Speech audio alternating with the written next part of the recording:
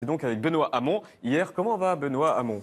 Ça va pas fort, hein. On l'a dit tout à l'heure, il est très loin dans les sondages derrière Macron, Le Pen, Fillon et Mélenchon. Il est même plus considéré comme un gros candidat par la presse nationale.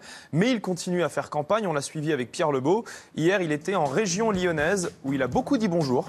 Bonjour, bonjour, bonjour, bonjour, bonjour, bonjour, bonjour, bonjour, bonjour, bonjour, bonjour, bonjour. À Saint-Étienne, il a fait 7 blagues. 29, c'est mon score, regarde. Et décidément, il l'aime beaucoup cette blague. Marseille, le mois dernier.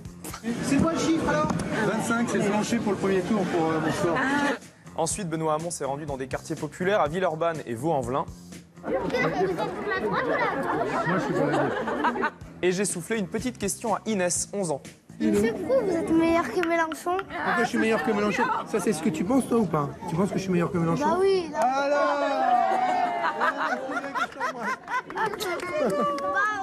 Au revoir, merci quotidien. Voilà, lui, il était de bonne humeur, mais chez les habitants qui étaient venus le soutenir, on a senti beaucoup d'inquiétude. Non, j'espère que non. En même temps, c'est pas simple, hein, mais il faut que je rattrape. Quand on regarde des sondages, nous de toute façon on est avec vous. Quand on regarde des sondages.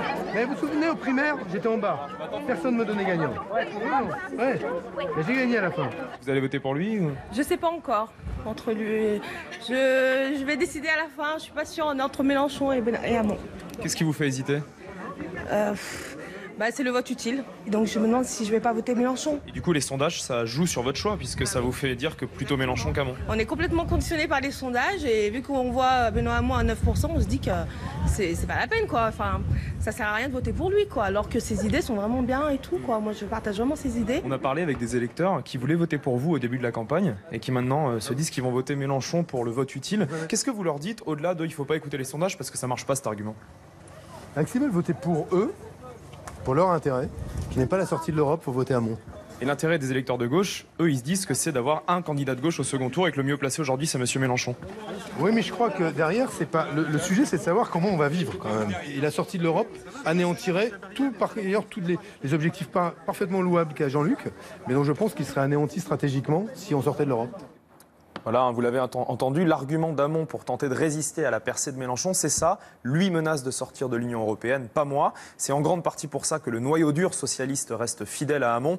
Alors on a bien senti hier l'essoufflement de la campagne du candidat socialiste. On l'a constaté au meeting le soir à Villeurbanne. Il y avait beaucoup de sièges vides, des gradins entiers inoccupés, ce qui n'était pas le cas dans les précédents meetings du candidat. Voilà. Alors qu'ils avaient mis des... Ça, c'est pendant le discours de Hamon. Parfois différent du mien. Voilà, on voit même l'organisation qui fait retirer les drapeaux et les affiches qu'ils avaient posées au début. Et le service d'ordre n'était pas très content qu'on filme ça. Monsieur, s'il vous plaît. Descendez, s'il vous plaît. Non, ils sont fermés. Non, il n'y a personne, Ils sont avec nous. Allez. Alors le staff Hamon a tout fait pour ne rien laisser paraître sur les images officielles. Regarde l'arrivée du candidat filmée par les caméras du parti. Le candidat de la justice, le candidat de l'égalité, c'est notre candidat, le candidat... Et voici nos images. Tout de suite, ça fait moins foule. Est-ce que pour être tout à fait honnête, vous sentez quand même que la dynamique retombe un peu? Vous avez vu, la salle n'est pas remplie ce soir. Vous avez rempli Bercy, vous ne remplissez pas ici. Ouais, mais là, c'était Villeurbanne, c'était pas pareil. On avait vu une jauge haute. Alors on s'est demandé tout à l'heure en début d'émission qu'est-ce qu'il avait dit. Quentin.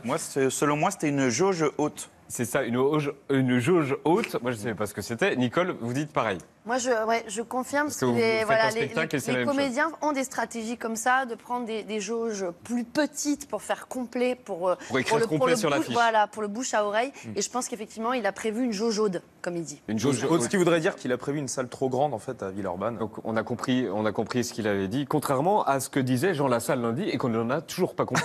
Mais enfin bon, voilà.